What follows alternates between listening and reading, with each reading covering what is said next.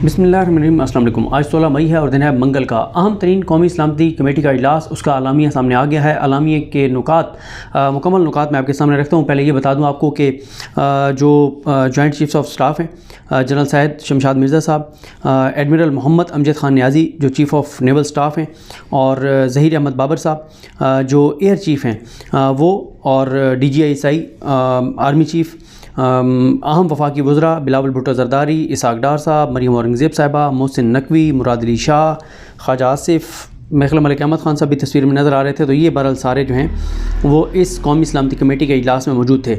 आलामिया मैं आपके सामने रख देता हूँ। शहबाज शरीफ साहब ने इस पर खिताब किया है, वो ना मैंने सुना है ना फ़ायदा था उसको सुनने का। उनका क्या उन्होंने कहना है, उन बेचारों ने क्या करना है, तो इसलिए मैंने तो वक्त ज़ाया नहीं किया अपना सुनने का। तो ये आलामिया ज़ाहिर है ये रिटर्न जो है ये इंपॉर्टेंट होता है, तो मैंने कहा चलें इस पर हम बात कर लेते हैं। तो इसमें लिखा गया कि ये शुरा थे और सलामती से मुतल्लिक़ इदारों के सरबराहान और दीगर आला हुकाम ने शिरकत की। इजलास ने अयादा किया, और ये मैं आपको बता दूं कि इसकी जो अहम तरीन चीज़ थी वो सबसे आखिर में लिखी है। वो बहुत मतलब हैरान कुन है कि इसमें भी लिख दिया उन्होंने, हालांकि ये नून लीग तो कहती थी कि ये नहीं हो सकता। इजलास ने अयादा किया कि मुल्क में तशद्दुद और शरपसंदी की सूरत बर्दाश्त ना करते हुए ज़ीरो टॉलरेंस की पॉलिसी अपनाई जाएगी। इजलास ने 9 मई को कौमी सतह पर यौम स्याह के तौर पर मनाने का ऐलान किया गया। कौमी सलामती कमेटी के शुरा ने पाकिस्तान की मुसल्लह अफवाज के साथ मुकम्मल यकजहती और हमायत का इजहार किया।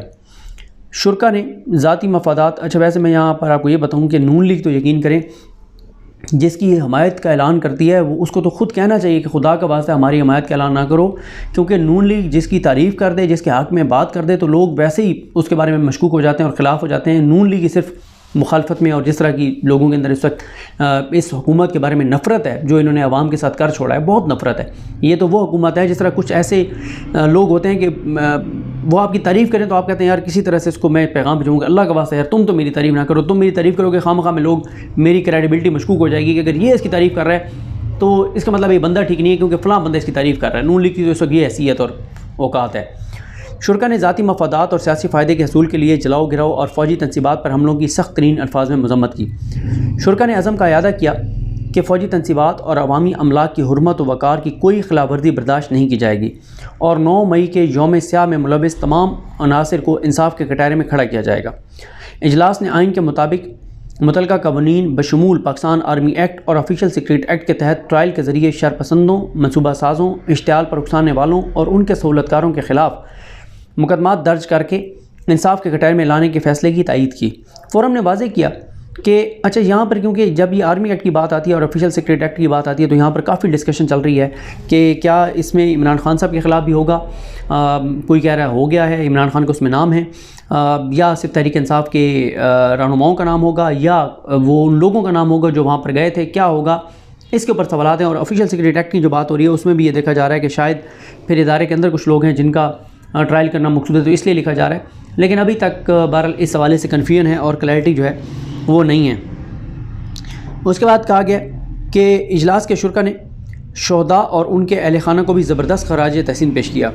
इजलास ने सोशल मीडिया के कवायद व ज़वाबित के सख्ती से नफाज और कायदों पर अमल दरामद को यकीनी बनाने की हिदायत की, ताकि बैरूनी सरपरस्ती और दाखिली सहूलतकारी से किए जाने वाले प्रोपेगेंडे का तदारुक किया जा सके और इसका इर्तिकाब करने वाले अनासर को कानून के कटारे में खड़ा किया जा सके। इजलास ने आलमी सियासी कशमकश और दुश्मन क़ुव्वतों के अदम इस्तेहकाम की पॉलिसीज़ की वजह से बढ़ते हुए पेचीदा जियो स्ट्रेटजिक माहौल में कौमी इत्तेहाद और एकांगत पर जोर दिया।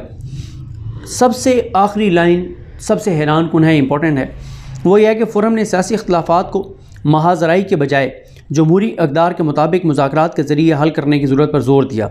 अब ये वो पॉइंट है जिसमें हमने कल भी देखा कि कोर कमांडर्स कॉन्फ्रेंस का जो आलामिया है उसमें उस कोर कमांडर्स कॉन्फ्रेंस के आलामिया में जो चीज़ सामने आई उसमें भी ये मुज़ाकरात की जो है वो बात थी, कौमी तफ़ाक़ राय पैदा किया जाए। कल भी मैंने आपको ये बात बताई थी, कौमी तफ़ाक़ राय किसके दौरान? डेफिनेटली एक ही जमात इस वक्त इक़्तिदार से बाहर है जो पाकिस्तान की सबसे पॉपुलर जमात है, जिसके साथ अवाम है, और वो है तहरीक इंसाफ। तहरीक इंसाफ से अगर बात करनी है तो ये हुकूमत तो कहती है कि हम इनसे बात नहीं करना चाहते। फजल रहमान मानते नहीं हैं, फजल रहमान कहते हैं कि इनसे बात नहीं हो सकता, मुजरिमों से कोई बात नहीं होगी।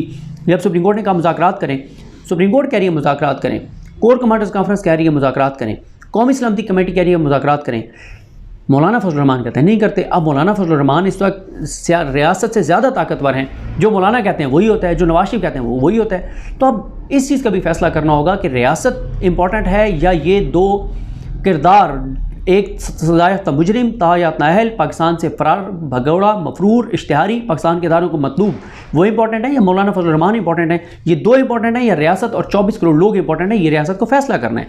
रियासत एक तरफ खड़ी है, ये दो एक तरफ खड़े हैं, और बदकिस्मती ये है कि ये दो ज़्यादा ताकतवर हैं रियासत से। तो ये एक सवाल है जिस पर देखना होगा कि ये सारे फोरम्स जब सब इदारे कह रहे हैं कि मुज़ाकरात करें, फिर ये भी सवाल है कि जो आर्मी एक्ट की बात आ रही है उसमें अगर इमरान खान का नाम आ जाता है आर्मी एक्ट के तहत कार्रवाई में, तो फिर मुज़ाकरात का माहौल कैसे होगा? क्योंकि इमरान खान ये कह रहे हैं कि जो लोग ज़िम्मेदार हैं वहाँ जाने के उनके खिलाफ़ कार्रवाई होनी चाहिए। अब इमरान खान तो गिरफ़्तार हो गए थे, इमरान खान का तो ना कोई राब्ता था, ना कोई मैसेजिंग थी, ना कोई चीज़ है, तो इमरान खान को कैसे आप एक उसमें डाल सकते हैं जहाँ पे इमरान खान जो है वो तो थे ही अंदर? तो ये वो सूरत हाल है जिसमें देखना होगा। क्योंकि मैं आपको एक चीज़ बताऊँ कि ये एक डिस्कशन हो रही थी जब इमरान खान साहब ने एक आर्मी ऑफिसर का नाम लिया, डायरेक्ट उनका नाम लिया, ये आई थिंक 6-7 मई की बात है, जब एक रैली हो रही थी उसमें उन्होंने नाम लिया। तो उसके बाद मुख्तलिफ़ शहर इक़्तिदार में चहमुगैयाँ थीं। शहर इक़्तिदार में एक चहमुगई ये थी, एक अफवाह ये थी, या एक दावा ये था, एक ख़बर ये थी, या एक इंफॉर्मेशन ये थी, या एनालिसिस ये था कि जो आर्मी की जैक ब्रांच है वो FIR कराएगी इमरान खान के ऊपर। तो एक ख़बर थी, लेकिन वो नहीं हुआ, क्योंकि उसमें फिर मैंने कुछ सहाफ़ियों से सीनियर से पूछा कि क्या वजह हो सकती है। उन्होंने कहा कि बात यह है कि ये नहीं हो सकता कि पाकिस्तान की फ़ौज जो है वो इस तरह से एक पॉलिटिकल लीडर और एक पूरी पॉलिटिकल पार्टी के सरबराह के ख़िलाफ़ मुद्दई बन जाए बतौर इदारा। तो बाकी अगर उन्होंने जो कहा है तो उसके ऊपर आप सिविलियन लॉज मौजूद हैं, अदालतें मौजूद हैं, FIR कराएँ, कार्रवाई करें, वो आप करें। तो अब यहाँ पर भी ये देखना है कि आर्मी एक्ट के तहत इमरान खान का नाम आता है नहीं आता, क्या सूरत हाल बनती है। लेकिन ये मुज़ाकरात वाली बात इंपॉर्टेंट है। साथ आपको एक और चीज़ से आगाह कर दूँ कि फवाद चौधरी साहब हैं, फवाद चौधरी साहब जो हैं उनके हवाले से ये हुआ है कि वो पिछले 13.5 घंटों से, जब आप ये देख रहे होंगे तो शायद 14-14.5 घंटे गुजर गए हों, क्योंकि ये मैं बात कर रहा हूँ 10:01 की। अब तक फवाद चौधरी साहब को 13.5 घंटे हो गए हैं, वो कोर्ट में मौजूद हैं, अहाता अदालत में मौजूद हैं, इस्लामाबाद हाई कोर्ट में। और फवाद चौधरी साहब जो हैं उनके हवाले से जो इस्लामाबाद हाई कोर्ट का आर्डर है जस्टिस मियां गुल हसन औरंगज़ेब साहब का, वो स्पेशल मैसेंजर के ज़रिए अदालती अमले के ज़रिए, अदालती एहलकार के ज़रिए IG इस्लामाबाद और IG पंजाब को भिजवाया गया है, उनको आगाह करने के लिए कि किसी भी मुकदमे में फवाद चौधरी को गिरफ़्तार ना किया जाए। और फवाद चौधरी अब इस वक्त जो है वकला वाला जो कैफ़े है हाई कोर्ट के अंदर, वहाँ पर फवाद चौधरी जो हैं वो मौजूद हैं। और फवाद चौधरी जो हैं उनके हवाले से हुक्म तो आ गया, लेकिन आज जिस तरह से उनको गिरफ़्तार करने की कोशिश की गई थी, तो बहरहाल देखना है। अभी उनके वकला का भी एक शॉट आया है। ये पॉसिबिलिटी है कि ये तो कल वो अदालत को बताएंगे, इसके अलावा कोई FIR। हमें तो तमाम केसेस रजिस्टर्ड अनरजिस्टर्ड जब तक हमें इतला नहीं की तक उन्होंने प्रोटेक्शन दी है हाई कोर्ट के।